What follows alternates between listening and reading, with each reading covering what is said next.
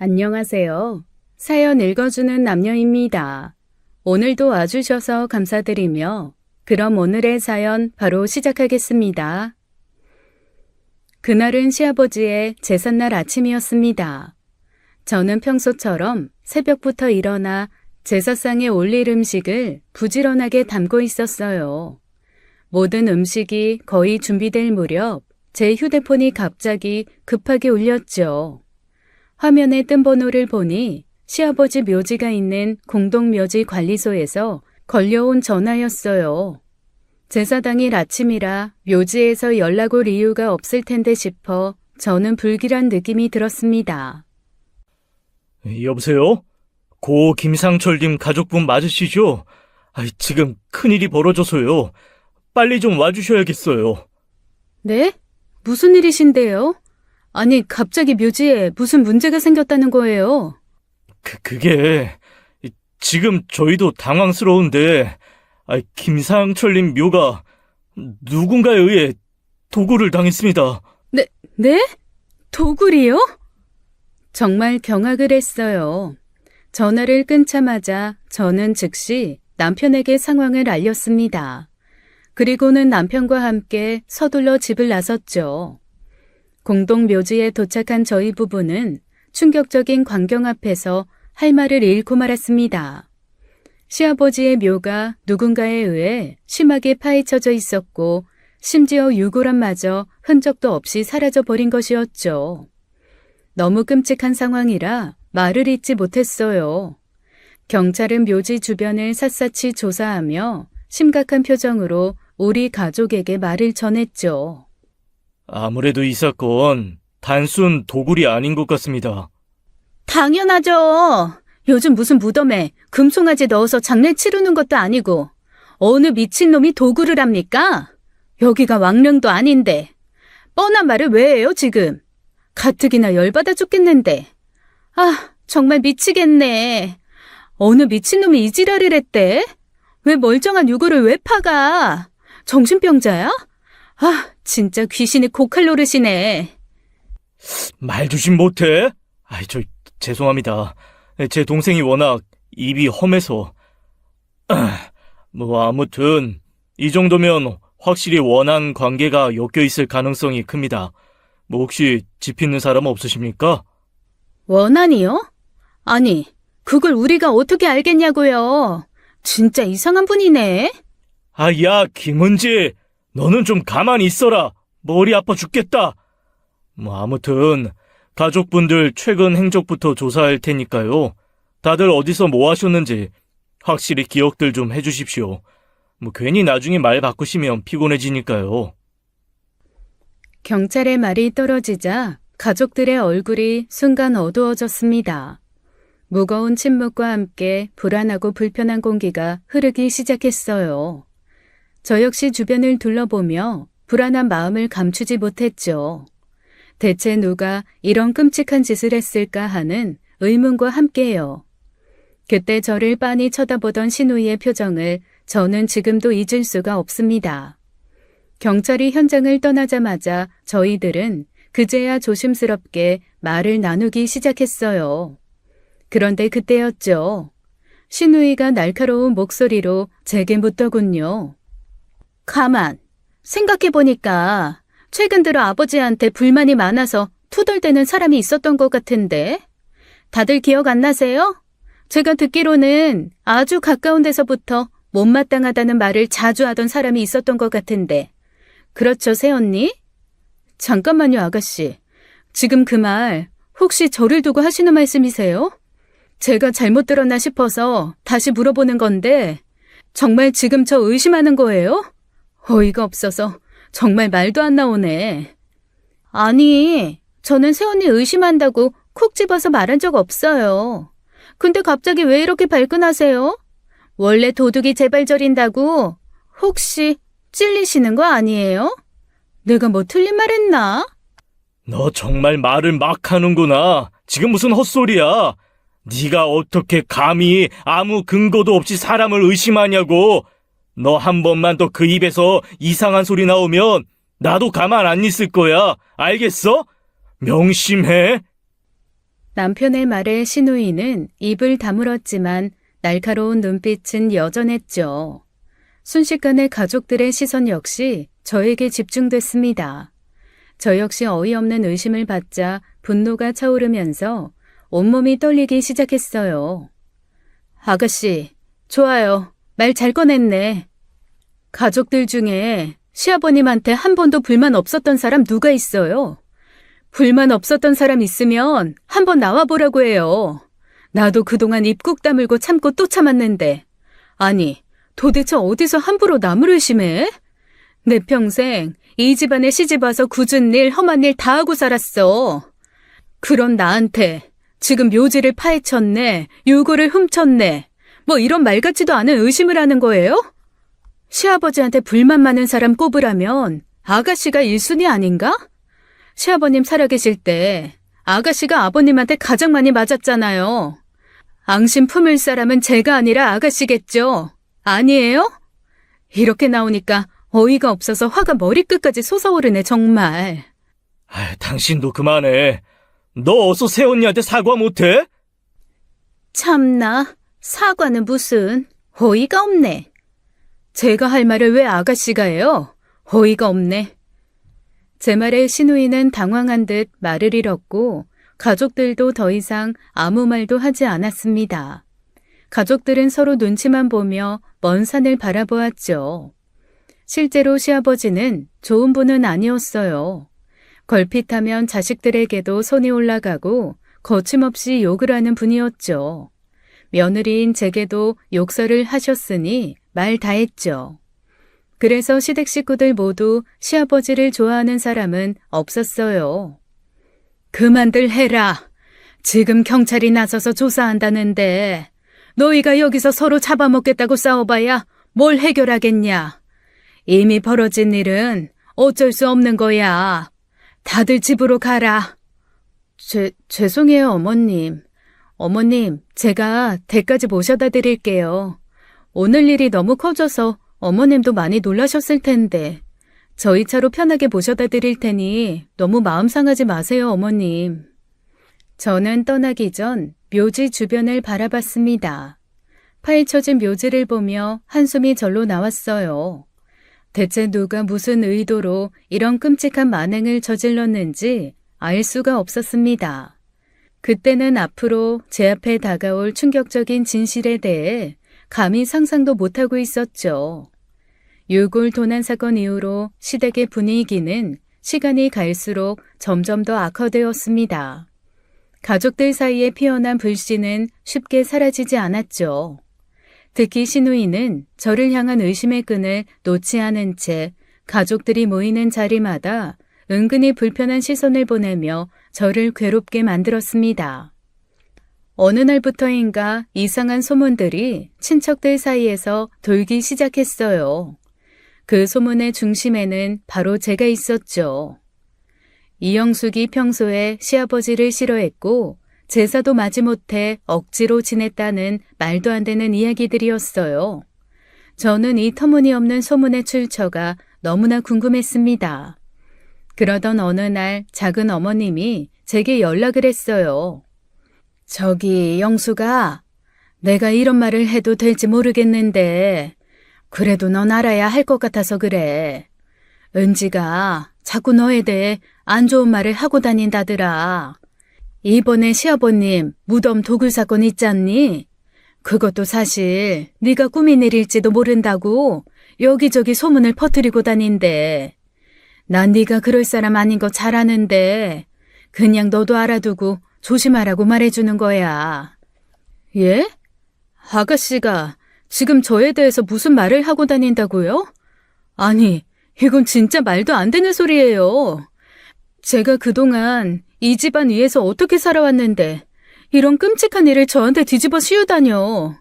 대체 왜 저한테 이런 짓을 하는 거죠? 정말 억울해서 못 살겠네. 시아버님 돌아가신 후에도 누구보다 묘소 잘 관리하려고 애쓴 게 저인데 도대체 제가 뭘 그렇게 잘못했다고 이런 모함까지 들어야 하는 거예요? 진짜 억울해서 못 참겠어요, 진짜. 그래, 네 마음 내가 잘 알지. 아무튼 내가 괜한 분란 만드는가 싶었는데 너는 알아야 하니 말하는 거야. 너무 속상해하지 말고. 저는 너무나 충격을 받았습니다. 신우이는 허위 사실을 퍼뜨려 친척들이 저를 의심하게 만들었다니 도저히 믿을 수가 없었어요. 억울함과 분노가 가슴에서 차올라 밤마다 잠을 이루지 못할 지경이었죠. 신우이가 퍼뜨린 근거 없는 소문은 친척들 사이에 빠르게 퍼졌고 저는 점점 더 심한 스트레스에 시달려야 했습니다. 하루에도 몇 번씩 전화가 걸려왔어요. 처음에는 안부를 묻는 듯 하다가 공통된 마무리는 하나같이 저를 의심하는 목소리들이었죠. 그렇게 심한 정신적 스트레스를 받아야만 했어요. 저는 결국 신우이를 찾아가 이 문제를 따졌습니다. 아가씨, 당신이 대체 뭔데 근거도 없는 헛소리를 친척들한테 떠벌리고 다녀? 그렇게 당당하면 내 앞에서 직접 말해봐요. 어디서 날 모함하고 유언비어를 퍼뜨려. 무덤 도굴이 내 짓이라니. 사람이 양심이 있으면 그딴 말 함부로 못하지. 나한테 불만 있으면 대놓고 말하면 될 것이지. 비겁하게 뒤에서 수작 부리냐고. 왜 이러는 거야 대체? 웃겨서 말이 안 나오네. 진짜 내가 없는 소리를 했나? 찔리는 거 없으면 여기서 뭐하러 길길이 날뛰어? 그렇게 결백하면 증거를 가져와서 내 앞에서 딱 들이밀면 될 거 아니야. 자신 있으면 증거 가지고 오라고. 못 가지고 오면 그건 되게 수상하단 얘기밖에 더 돼? 어디 한번 가져와 보라니까. 뭐? 댁? 지금 나한테 댁이라고 했냐? 신우이는 끝까지 자신이 틀리지 않았다는 듯 당당한 표정으로 저를 조롱하듯 바라봤습니다. 그 모습을 보니 더 이상의 대화는 아무 의미가 없다는 생각이 들었어요. 좋아요, 아가씨. 그렇게까지 증거를 보고 싶으시다면 내가 확실히 보여드리죠. 고 시아버님 쪽 친척들이 다 모이는 자리 있잖아요. 그 공식적인 자리에서 당신이 퍼뜨린 이 말도 안 되는 거짓말 싹 다 까발리고 내 결백 똑똑히 증명해드릴게. 그때도 그렇게 당당하게 내 얼굴 보고 다시 얘기할 자신 있으면 그때 다시 한번 나서 보셔. 이번엔 절대 그냥 안 넘어갈 거니까 각오 단단히 하시고. 뭐라고요? 아니 잠깐만. 언니, 그게 무슨 말이에요? 참나, 이젠 또 새언니라고 부르네. 하여간 그때 봅시다. 저는 그렇게 말하고 신우이의 집을 박차고 나왔습니다. 며칠 후 저는 시댁의 친척 어르신들이 모두 모이는 가족 회의 자리에 섰어요. 시아버지 무덤이 파헤쳐진 사건으로 시아버지 형제들이 비상이 걸렸거든요. 오랜만에 만난 친척들의 눈빛은 싸늘했습니다. 신우이의 거짓 선동으로 인한 저를 향한 의심을 느낄 수 있었죠. 저는 차분히 준비한 자료들을 친척들에게 나눠주었어요. 오늘 여기 다들 모이셨으니 분명히 말씀드리고 넘어갈게요. 최근에 아가씨, 이분 저분한테 제가 시아버님 유골 도난 사건에 연관됐다고 떠들고 다녔던 거 다들 들으셨죠? 그거 전부 아무 근거도 없는 악의적인 거짓말입니다. 그렇게 저를 범인으로 만들고 싶었어요? 좋습니다. 그래서 제가 오늘 이렇게 증거를 직접 가지고 왔어요. 저는 사건 당일 한국에 있지도 않았어요. 그날 남편과 함께 일본 여행을 다녀왔고 출입국 기록이며 현지에서 찍은 사진들까지 다 있어요. 보세요. 날짜랑 장소 다 확실히 찍혀 있죠? 다들 여기 계신 분들이 직접 보시고 판단해 주세요. 한 집안에서 이런 말도 안 되는 사건이 터졌는데 어떻게 이렇게 가족한테 누명을 씌워요? 부끄럽지도 않습니까? 이게 뭐야?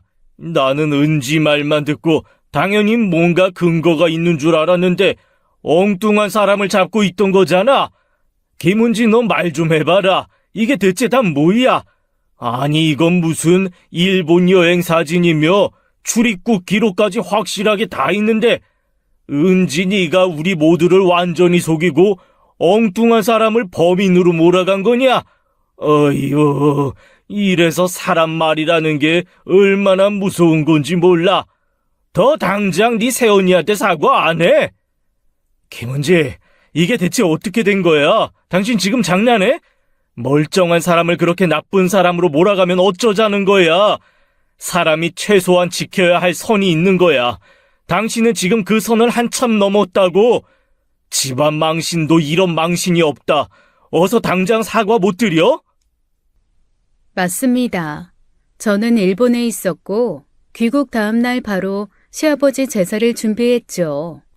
시누이는 이 사실도 모르고 거짓 선동으로 저를 욕한 거였어요.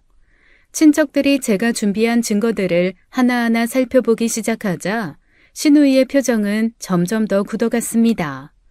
자료를 본 친척들은 경악을 금치 못했어요. 그리곤 차가운 시선이 시누이에게 집중되었죠. 시누이는 그제야 크게 당황하며 어쩔 줄을 몰라 했어요. 모든 상황이 예상과 달리 자신에게 불리하게 돌아가자 시누이는 변명을 늘어놓기 시작했습니다. 아니, 잠깐만요. 다들 내 말 좀 들어봐요. 내가 일부러 나쁜 의도를 가지고 그런 게 아니라 정말 오해가 좀 있었던 거예요. 그때 상황이 너무 혼란스럽고 복잡하니까 나도 모르게 그냥 생각나는 대로 혹시나 하고 말한 건데 다들 오해를 한 거잖아요. 제가 설마 새언니를 진짜 범인으로 몰려고 그런 말을 했겠어요? 다들 아시잖아요. 제가 원래 말실수 좀 자주 하는 거. 그러니까 이건 오해가 커진 거지 절대 악의적으로 그런 거 아니에요. 이 점은 좀 이해를 해주세요. 뭔 헛소리야? 오해? 말이 막 나와? 지금 상황이 어떤 상황인데 여기서 끝까지 변명을 늘어놔? 당신 때문에 죄 없는 아주머님이 무슨 죄인 취급을 받았는지 알아? 변명 이제 그만하고 지금 당장 여기서 정중하게 사과부터 드려. 언제까지 억지 부리고 자존심 세울 거야? 내가 당신 때문에 진짜 창피해서 얼굴을 들고 다닐 수가 없어. 빨리 사과해. 이게 단순히 오해로 끝낼 일이야? 너 때문에 집안 전체가 발칵 뒤집혔다. 멀쩡한 가족을 무슨 범죄자로 몰아서 네가 얻는 게 대체 뭐야? 우리가 네 말만 듣고 다들 죄 없는 영숙이를 의심하게 만들었잖아. 지금 당장 영숙이한테 제대로 사죄하고 다시는 이런 말도 꺼내지 마. 아이씨, 진짜. 저는 그때를 놓치지 않고 시누이를 향해 더욱 단호한 태도로 말했습니다. 아가씨, 내가 이 자리에서 분명히 말할게요. 지금까지 나한테 저지른 일에 대해서 공개적으로 사과하세요. 아가씨가 한 행동은 명백한 허위사실 유포고 심각한 명예훼손입니다. 내가 그동안 가족이니까, 시누이니까 꾹 참고 넘어가려고 했는데 이번엔 절대 그냥 넘어가지 않을 거예요. 이 자리에서 진심 어린 사과와 앞으로 다시는 이런 일이 없겠다는 다짐을 받아내지 못하면 내가 아가씨 정식으로 명예훼손으로 고소할 겁니다. 제 오빠가 뭐 하는 사람인지 아가씨도 알죠? 저 분명히 경고했어요. 지금 이 자리에서 당장 결정해요. 아니, 새언니. 그렇게까지 할 건 없잖아요. 내가 잘못했다고 하잖아. 그냥 서로 감정이 좀 격해져서 한 말이지. 진짜 그렇게까지 생각해서 한 말 아니에요. 내가 어떻게 해야 돼요? 네? 제 말에 친척들 역시 시누이에게 잘못을 분명히 사과하라며 소리를 높였죠. 자신만만하던 시누이의 표정은 어느 순간부터 완전히 똥 씹은 표정이 되었고요. 친척들의 차가운 시선과 분위기 탓인지 안절부절하던 시누이는 결국 더는 버티지 못하고 마지못한 듯 입을 열었습니다. 제가 정말 큰 잘못을 했습니다. 사실이 아닌 말로 새언니한테 피해를 주고 가족들까지 혼란스럽게 만든 거 진심으로 죄송합니다. 제가 순간적으로 감정을 못 이기고 헛소리를 해서 일이 이렇게까지 커질 줄 몰랐어요. 정말 죄송해요. 용서해주세요, 새언니. 뭐라고요? 잘 안 들리는데 좀 더 크게 다시 말해주시겠어요? 다른 분들도 다 들을 수 있게. 그동안 여기저기 잘 들리게 떠들던 목소리처럼 똑똑히 좀 말하죠. 아이씨, 진짜. 제가 사실이 아닌 말을 퍼뜨려서 언니 명예에 큰 피해를 입혔습니다. 제가 정말 잘못했습니다. 가족분들 앞에서 진심으로 사과드립니다. 다시는 절대로 이런 일 없도록 하겠습니다. 언니, 정말 미안합니다. 한 번만 용서해 주세요. 그 순간 저는 긴장됐던 몸과 마음이 조금씩 풀리며 그간 쌓였던 응어리도 어느 정도 해소되는 느낌이었습니다. 그동안 시누이 때문에 받은 스트레스와 정신적 고통이 너무 컸기에 친척들이 모두가 모인 자리에서 시누이의 진심 어린 사과가 제게는 꼭 필요했던 거였죠. 물론 시누이의 사과 한마디로 제 마음의 상처가 완벽히 아물진 않았습니다. 그래도 제가 받고 있던 억울한 오해와 의심은 적어도 친척들 앞에서 명백히 해소됐고 제 명예도 어느 정도 회복되었다는 것만큼은 분명했기에 만족할 수 있었죠. 시누이가 공개적인 자리에서 결국 사과를 했지만 그날 이후 생긴 긴장감과 불신은 쉽게 사라지지 않았습니다. 겉으로는 갈등이 어느 정도 정리된 것처럼 보였지만 실제로 가족들 사이에는 미묘한 거리감과 어색한 기운이 계속 맴돌고 있었죠. 누군가 다른 의도로 시아버지 묘소를 파헤친 건 아닐까 하는 의심들 때문이었어요. 참 어처구니 없죠.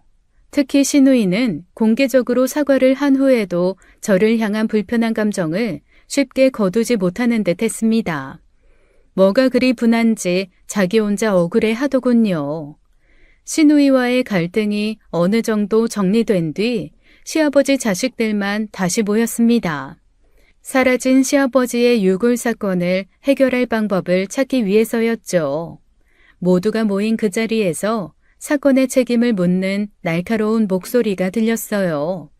바로 아주버님이었죠. 아주버님은 묘지 관리를 맡고 있었던 남편을 향해 책임을 묻기 시작했습니다. 정환아, 너 도대체 뭐냐?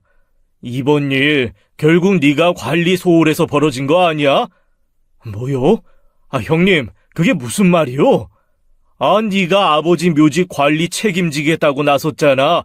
그럴 땐 언제고 이렇게 큰 사고 터지니까 책임 회피하고 발뺌하는 거야? 너 도대체 관리라는 걸 제대로 하긴 했어? 일이 이 지경이 될 동안 너는 대체 뭘 한 거야? 형님, 지금 형님이 나한테 그런 소리를 할 자격이 있어요? 아버지 돌아가시고 나서 묘소에 한 번이라도 와보셨어요? 평생 관심도 없던 사람이 이제 와서 뭘 잘했다고 나한테 그런 말을 해요? 형님은 아버지 묘지가 어디 있는지는 알고 있었어요? 어이가 없어서 말이 안 나오네. 아니, 그렇게 말하면 안 되죠. 우리 그이가 아버님 묘소에 안 가는 이유 서방님이 더 잘 알잖아요. 안 그래요? 저는 뭐 가고 싶어서 갑니까? 참나, 서방님이 직접 하겠다고 했으면 끝까지 책임을 져야지. 왜 지금 와서 말도 안 되는 소리를 해요?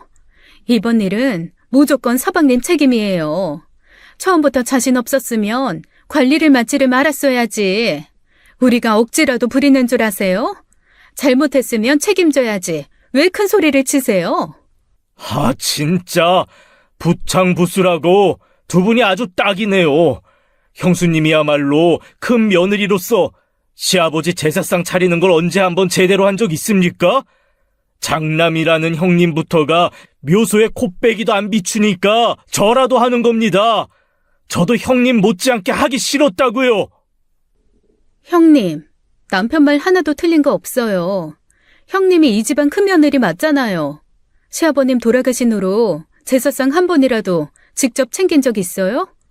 평소에는 아무 말 없이 나 몰라라 하더니 일 터지니까 저희 남편 탓하는 거 창피하지도 않으세요?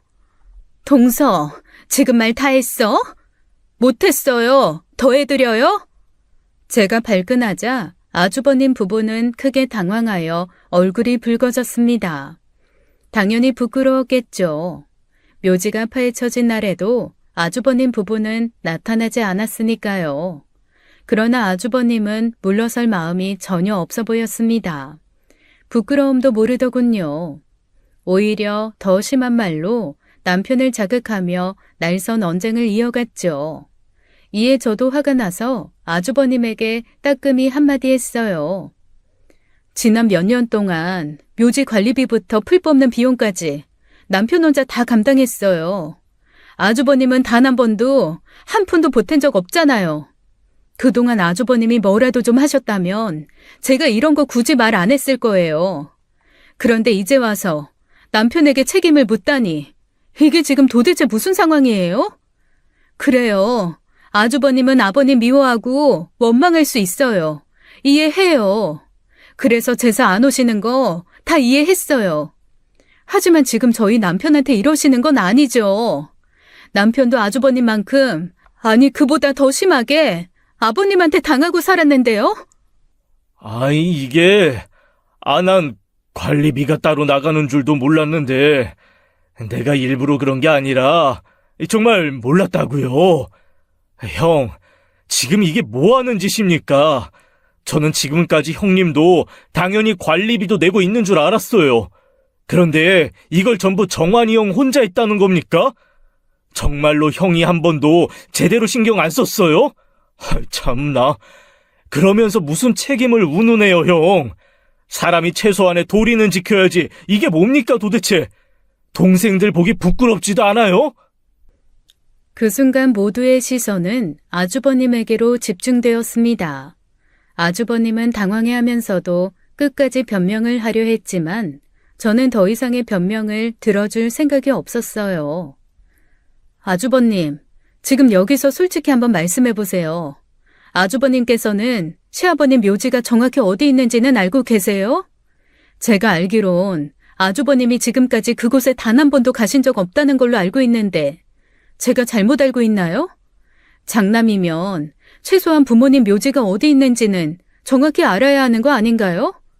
그동안 묘지 관리며 제사까지 저희 집에만 전부 떠넘기고 이제 와서 책임 운운하는 모습 보니까 정말 실망스럽네요. 내가 그게, 사실은, 내가 할 말이 없네. 미안하다.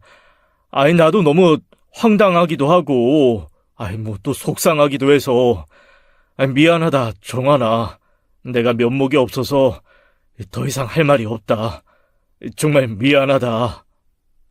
결국 아주버님은 제 말에 변명도 못하고 애먼술만 들이키기 시작했습니다. 그렇게 그날의 가족회의에서는 어떠한 방법도 찾지 못했어요. 그저 초조하게 경찰의 수사 결과를 기다릴 뿐이었죠. 시댁에서 겪었던 사건들의 충격이 아직 다 가시지도 않은 어느 날이었습니다. 뜻밖의 남자가 저희 부부를 찾아왔어요. 처음 보는 얼굴이라 누구냐고 묻자 그 남자는 자신을 돌아가신 시아버지의 혼외 자식이라고 했습니다. 와, 정말 산 넘어 산이라는 게 딱 이럴 때 쓰는 말이겠죠. 갑작스럽게 나타난 남자의 말을 들으며 저와 남편은 너무나 큰 충격과 당황스러움을 느낄 수밖에 없었어요. 그 남자가 시아버지의 묘지가 훼손되고 유골함이 사라졌다는 소식을 듣고는 저희를 찾아온 거였죠. 더 당황한 건 이어지는 그 남자의 말이었습니다. 자, 다들 잘 들으세요. 저 김상철 씨의 아들 최민석은 이번에 너무 큰 충격을 받았습니다. 그래도 본처 자식들이 우리 아버지 잘 모실 거라 생각하고 믿었는데 참나 어이가 없네. 저도 아들인데 아무리 혼외 자식이라지만 아버지 묘지가 도굴당했다고 하니까 충격이 굉장히 크네요.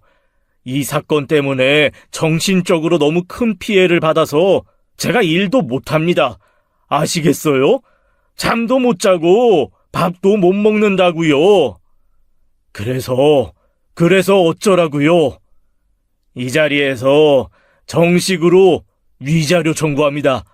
아들로서 아버지를 생각하면 눈물만 나요.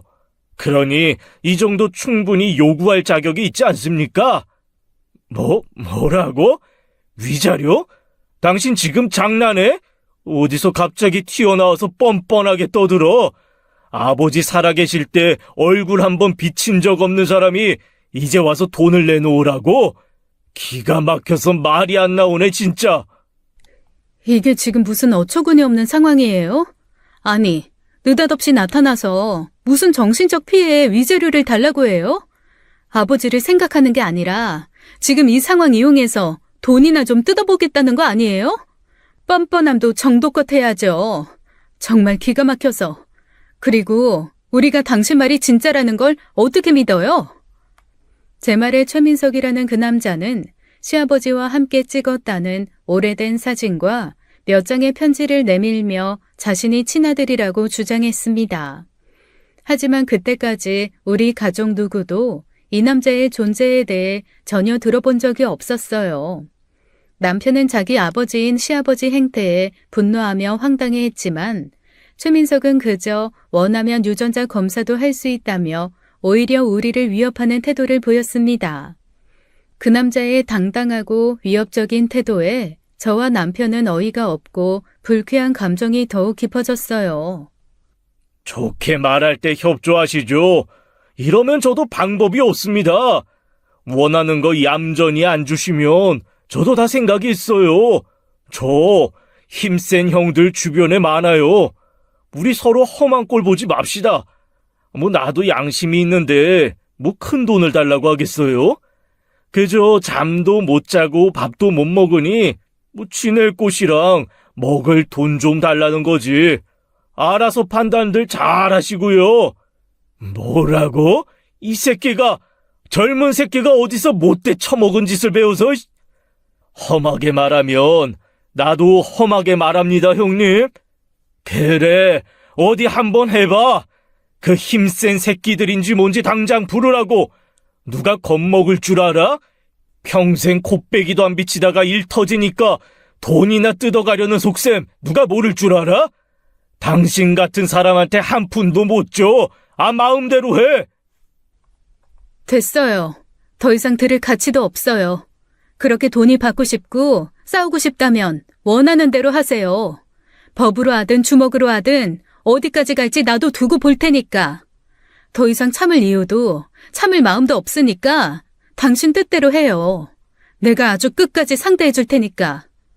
최민석은 결국 짜증을 내며 다시 오겠다는 말을 던진 채 저희 집을 떠났습니다. 혼외 자식이라 주장하는 남자가 떠난 후 저희는 시댁 식구들에게 이 사실을 알렸어요. 모두들 제가 처음 느낀 감정을 고스란히 느끼더군요. 황당함, 어이없음, 분노. 이런 단어들로 표현할 수 있겠네요. 결국 다시 한번 긴급하게 가족 회의가 열렸습니다. 그 자리에서 시어머니가 차가운 얼굴로 입을 열었죠. 정말 가관이로구나. 저 인간이 살아있을 때부터 하도 여기저기 바람을 피우고 다녀서 난 언젠가는 이런 날이 올 줄 알고 있었다. 지금 나타난 혼외 자식 하나뿐인 줄 알아? 그 인간이 하도 이리저리 씨를 뿌리고 다녔으니 어쩌면 더 많을지도 모르지. 어디 한번 끝까지 다 나와보라 그래. 평생 그 인간 뒤치다꺼리 하느라 속 터졌는데 죽어서까지 이렇게 사람 피를 말리는구나 정말. 시어머니의 고백에 가족들 모두 큰 충격을 받았습니다. 특히 시어머니는 이 상황이 전혀 놀랍지 않다는 듯이 담담하면서도 차갑게 이야기를 이어갔어요. 저는 시어머니의 이야기를 들으며 충격을 넘어 분노를 느꼈습니다. 돌아가신 시아버지가 살아계실 때 외도를 자주 하셨다는 건 막연히 알고 있었지만 이렇게 직접적으로 혼외 자식이 나타나리라곤 전혀 상상조차 하지 못했기 때문이죠. 시어머니는 씁쓸한 표정으로 조용히 말을 덧붙였습니다. 내가 평생을 참고 또 참으며 살았는데 죽고 나서까지 날 이렇게까지 괴롭히네. 정말로 저승에 가서까지 사람 피를 말릴 작정인가 보다. 내가 죽어야 끝이 나지. 죽어야. 난 이제 더 이상 그 인간 얼굴도 이름도 떠올리기 싫다. 이렇게 살아서나 죽어서나 사람 마음 후벼 파는 게 아주 특기였지. 지긋지긋하다. 정말 지긋지긋해. 가족들은 더 이상 아무 말도 하지 못했습니다. 이미 유골 도난 사건으로 인해 가족 간에 깊어진 불신과 갈등도 극복하기 어려운데 이제는 예상치도 못한 혼외 자식의 등장으로 인해 더 큰 문제를 떠안게 되었으니까요. 저는 결국 이 문제를 더 이상 가만히 둘 수 없다고 판단하여 급히 변호사인 친오빠에게 연락했습니다. 오빠는 법률 전문가로 오랜 경험을 가진 베테랑 변호사였기 때문에 지금의 복잡한 상황을 해결할 최적의 인물이었죠. 오빠는 저의 긴급한 전화를 받자마자 걱정스러운 목소리로 제 말을 하나하나 차분히 들었습니다. 시아버지 무덤 사건도 이미 알고 있었기에 더욱 진지한 오빠였죠. 모든 설명을 들은 뒤 오빠는 상황을 정확히 판단하고 조언을 해주었습니다. 내가 분명하게 말할게. 저 혼의 자식이라는 사람의 요구는 법적으로 전혀 근거도 없고 오히려 우리 가족을 상대로 한 명백한 협박이야. 저런 식으로 나오면 우리가 끝까지 법으로 대응해야 돼. 가만히 있으면 더 날뛰면서 가족들을 괴롭힐 거니까 나 믿고 강력하게 대응하자. 내가 이번 문제 끝까지 책임지고 해결할 테니까 걱정 말고 나한테 맡겨. 오빠 말 들으니까 이제야 좀 마음이 놓이네. 사실 나 정말 불안하고 답답했거든. 이 문제가 빨리 해결되지 않으면 나 너무 힘들 것 같아. 오빠가 확실하게 법적으로 대응해서 이 사람들 더 이상 우리 가족 근처에도 얼씬거리지 못하게 만들어줘. 정말 부탁할게.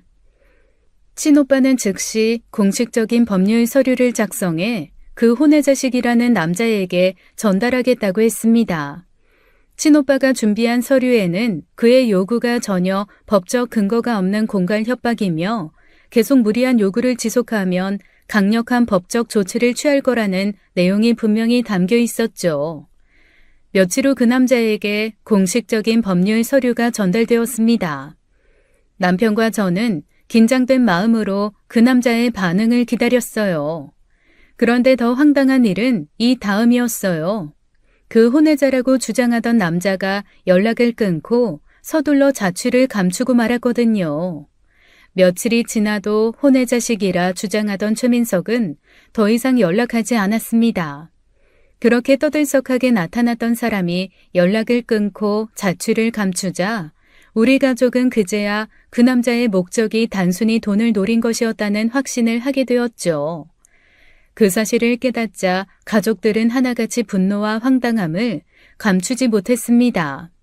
하지만 저희 가족은 이 남자가 사라졌음에도 불구하고 쉽게 마음을 놓을 수 없었어요.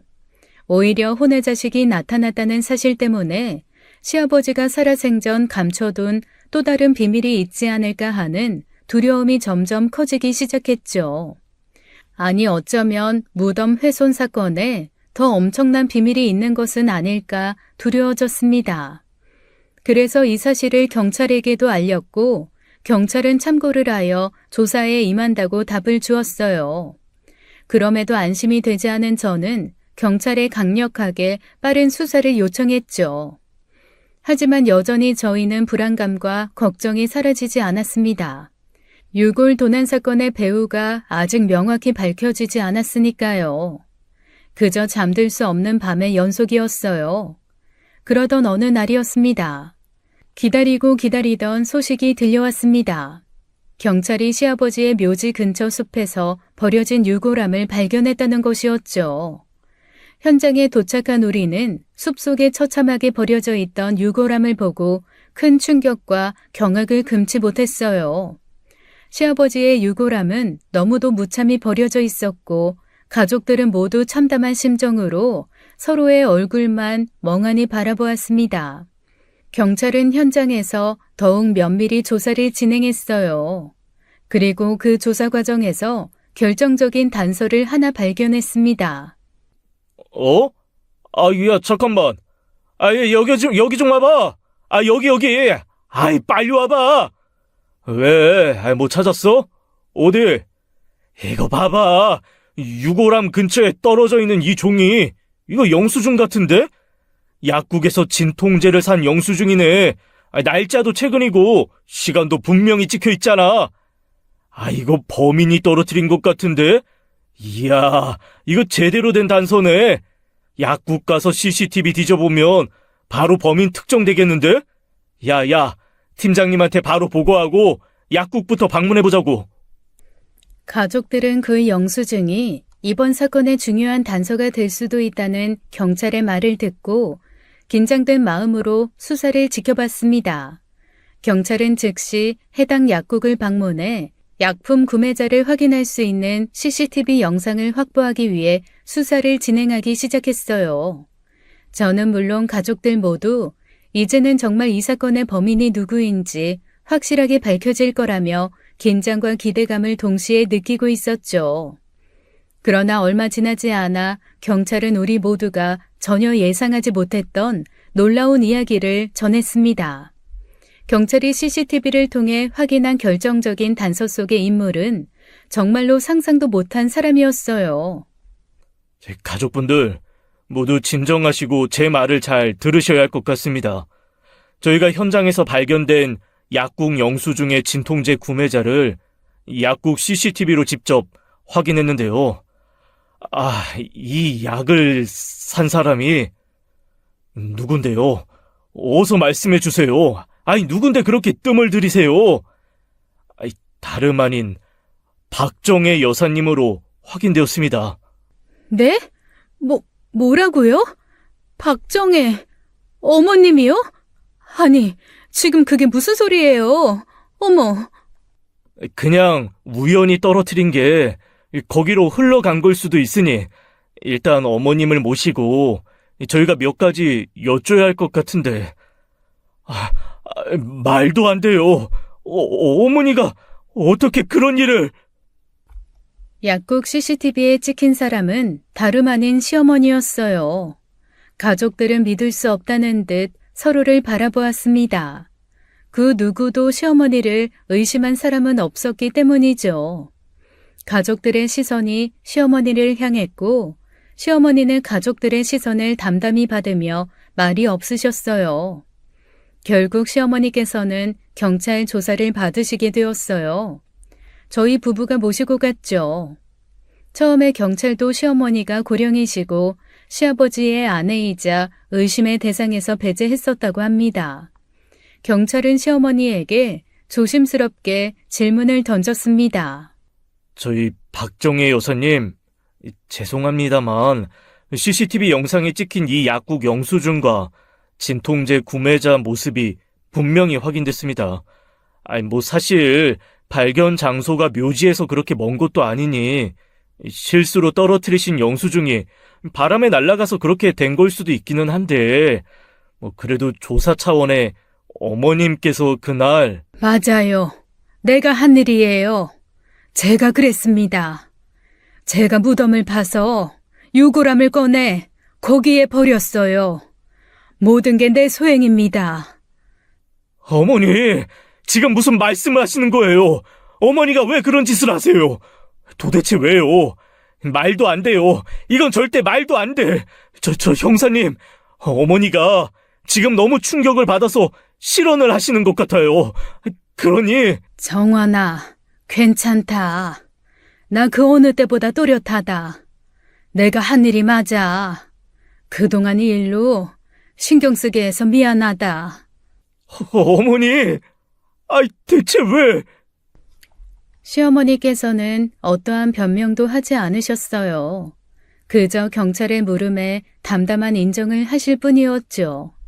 경찰들조차도 시어머니가 순순히 범행을 인정하자 당황한 듯 서로 눈치를 보았습니다.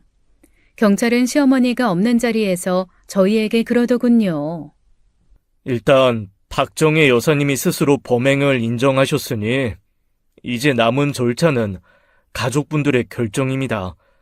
저희도 이런 사건은 흔치 않아서 매우 조심스럽습니다만 법적으로 처리하려면 가족분들이 여사님을 고소하실지 여부를 분명히 결정하셔야 해요. 다들 의견을 잘 모아서 알려주십시오. 저 역시 시어머니가 왜 이런 일을 벌였는지 도무지 이해할 수 없었습니다.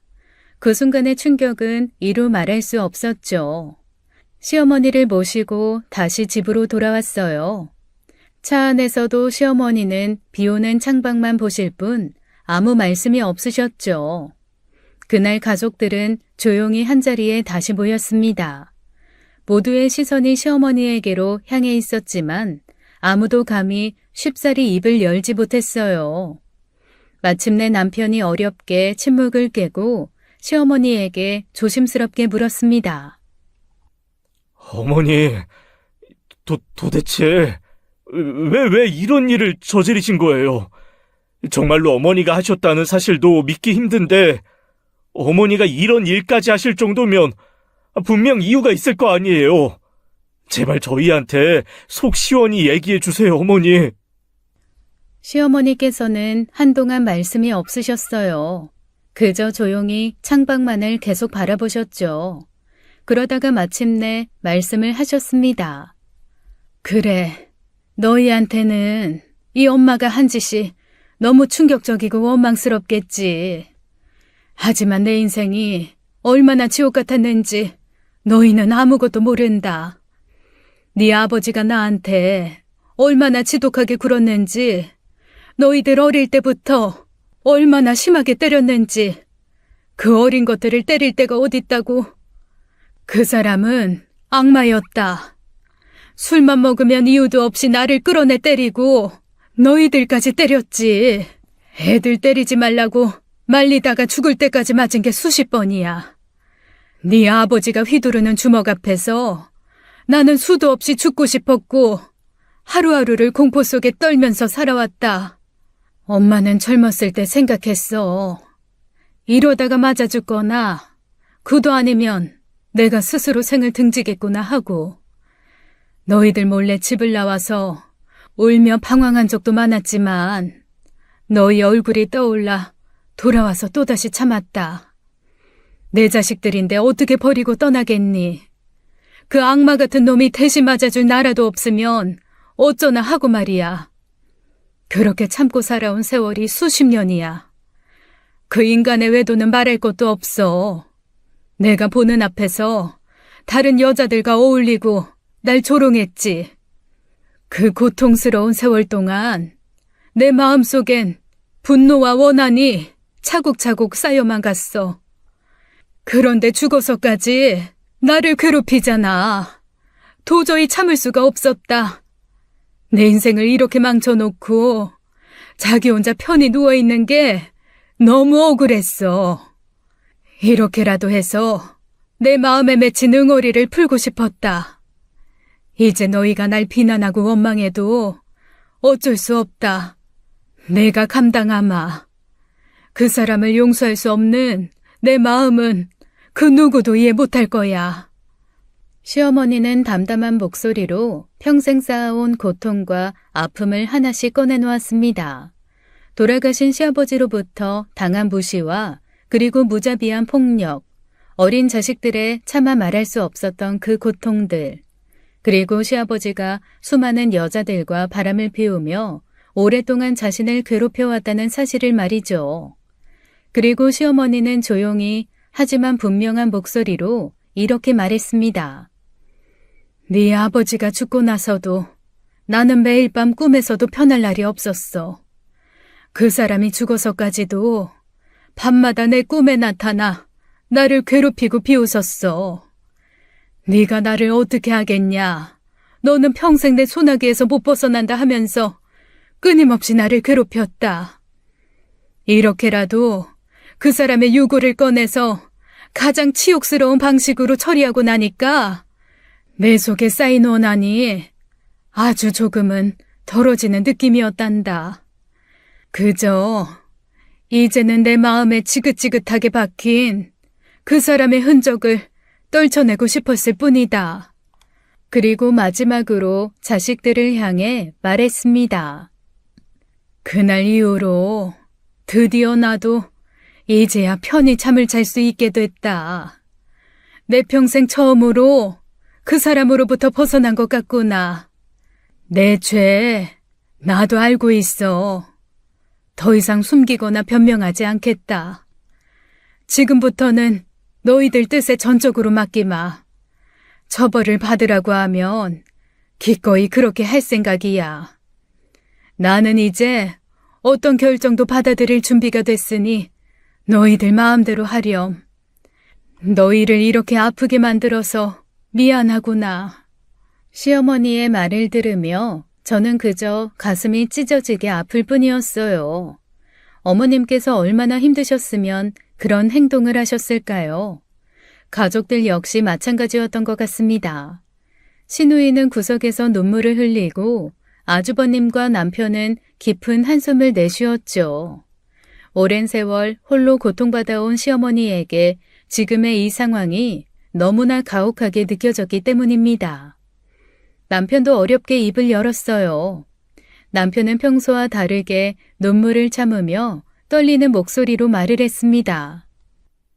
어머니, 정말 죄송해요. 아버지 돌아가시고 나서도 어머니가 그렇게 힘들고 아픈 시간을 보내고 계실 줄 전혀 몰랐어요. 그저 편해지셨을 거라고만 생각했어요. 자식이라는 놈이 너무 무심하게 살아서 어머님의 고통을 하나도 헤아리지 못했네요. 어머니가 혼자서 얼마나 힘들었는지, 얼마나 답답하셨는지 이제야 깨달았습니다. 그동안 지켜드리지 못해서 너무 죄송하고 마음이 아픕니다. 저는 어머니 원망하거나 비난하지 않습니다. 아니, 이제 어머니 마음을 안 제가 죄인이에요. 정말 죄송해요, 어머니. 어머니께서는 평생 저희를 지켜주셨는데 저는 이제 어머니 마음을 알아서요. 남편의 말에 가족들 역시 조용히 고개를 끄덕이며 동의했습니다. 엄마, 미안해. 엄마가 그동안 혼자 그렇게 아프고 외롭게 지내셨던 거 내가 전혀 몰랐어. 아니, 어쩌면 알면서도 외면하고 모른 척했던 걸지도 몰라. 지금 생각해보니 내가 너무 이기적이고 못됐었네. 엄마가 이렇게 힘드셨다는 걸 알았다면 내가 그렇게 함부로 굴진 않았을 텐데. 엄마 미안해. 정말 너무 미안해. 어머니 죄송합니다. 장남이라는 놈이 그동안 너무 무심했어요. 아버지가 싫다는 이유로 책임도 회피하면서 살아온 제 잘못이 너무 큽니다. 저 때문에 어머니께서 더욱 큰 상처를 받으신 것 같아 마음이 너무 아픕니다. 어머니, 정말 죄송합니다. 그 말에 시어머니는 말없이 눈물을 흘렸습니다. 평생 가족들에게 보여준 적 없는 시어머니의 눈물을 보자 우리 가족 모두 가슴이 먹먹해졌죠. 가족들은 이번 사건을 더 이상 외부로 드러내지 않고 조용히 덮기로 했습니다. 시어머니의 깊은 상처와 아픔을 알게 된 후 모두가 이번 사건의 법적 처리를 원치 않았던 거죠. 경찰에게는 이 사건을 더 이상 조사하거나 문제 삼지 말고 조용히 마무리해달라고 전달했어요. 경찰 역시 가족들의 의견을 존중해 사건을 종결 처리하기로 했습니다.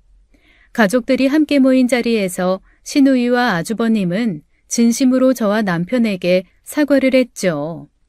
이번 일로 인해 그들이 저희 부부에게 얼마나 깊은 상처를 주었는지 뒤늦게 깨달은 듯 보였어요. 그 일이 모두 정리된 후 남편과 저는 시어머니 곁에 좀 더 자주 머물며 살피기로 했습니다. 시어머니가 평생 홀로 견뎌온 아픔과 상처를 조금이라도 치유하는데 힘을 보태기로 마음먹었어요.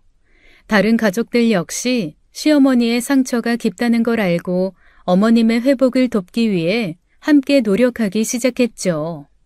가족들이 하나씩 찾아와 시어머니 곁에서 위로하고 돌보자 시어머니의 표정에도 조금씩 변화가 생기기 시작했습니다. 그전까지 굳어있던 얼굴에 조금씩 온기가 돌기 시작했고 마침내 시어머니는 그동안 마음 깊숙이 숨겨두었던 속마음을 조금씩 털어놓기 시작했죠. 이 늙은이를 이렇게 이해해줘서 고맙구나. 평생 내 마음을 어디에도 털어놓지 못하고 혼자서 꽁꽁 묻어두고만 살아왔는데 이제야 너희들에게 속마음을 털어놓게 되는구나. 사실 그게 너무 부끄러웠다. 내가 이런 아픔을 안고 있다는 걸 너희에게 들키기 싫었거든. 이제야 이렇게 솔직하게 얘기하고 나니까 조금은 숨이 쉬어지는구나. 정말 고맙다 얘들아. 어머니, 그동안 혼자 너무 외롭고 힘드셨을 텐데 저희가 미처 몰라드려서 정말 죄송해요. 이제부터라도 어머니가 더 이상 혼자 외로워하지 않으시게 저희가 자주 찾아뵙고 어머니 곁에 항상 함께 할게요. 지금까지 못해드린 거 앞으로 하나씩 채워드릴게요. 저희가 어머니 곁을 지킬게요. 어머니, 제가 자식으로서 너무 부족했어요. 앞으로는 어머니의 외로움을 절대로 그냥 두지 않고 제가 항상 옆에서 곁을 지키며 돌보겠습니다. 다시는 어머니 혼자 아프게 하지 않겠습니다. 어머니. 시어머니는 저희의 말을 듣고는 오열을 하기 시작하셨어요. 평생 억눌러 왔던 아픔과 슬픔을 쏟아내듯 오래도록 눈물을 흘리셨습니다. 그 모습에 저도 눈물이 났죠. 그 후 남편과 저는 시어머니가 조금이라도 마음의 안정을 찾을 수 있도록 병원을 방문해 심리 상담과 치료를 받도록 했어요. 시어머니는 처음엔 망설였지만 저희 부부의 간절한 설득 끝에 상담을 받기 시작했죠. 가족들 모두 시어머니가 회복하는 모습을 진심으로 바라며 적극적으로 돕고 응원했고요. 저희들은 경찰로부터 돌려받은 시아버지의 유골함을 수습했습니다. 남편은 형제들과 상의를 해서 유골을 어머님 집에서 가장 먼 땅에 뿌렸죠. 이제 예전과 같은 재산은 더 이상 없었어요. 이번 사건을 계기로 저와 남편을 포함한 모든 가족들은 오랜 시간 가져왔던 제사와 묘지 관리의 의미를 다시 생각하게 되었습니다. 더 이상 가족들에게 억지로 형식적인 제사를 지내게 하고 싶지 않다는 생각에 모두가 동의했어요. 시어머니는 남편의 말을 듣고 큰 안도의 표정을 지으셨죠. 그리고 저는 시어머니의 표정에서 오랫동안 찾아볼 수 없었던 편안하고 후련한 미소를 볼 수 있었습니다. 비록 시간이 걸리겠지만 시어머니께서 이제는 편안해지시길 바랍니다. 지금까지 사연 읽어주는 남녀였습니다. 끝까지 시청해주신 여러분 감사드리며 저희는 다음 사연으로 돌아올게요. 감사합니다.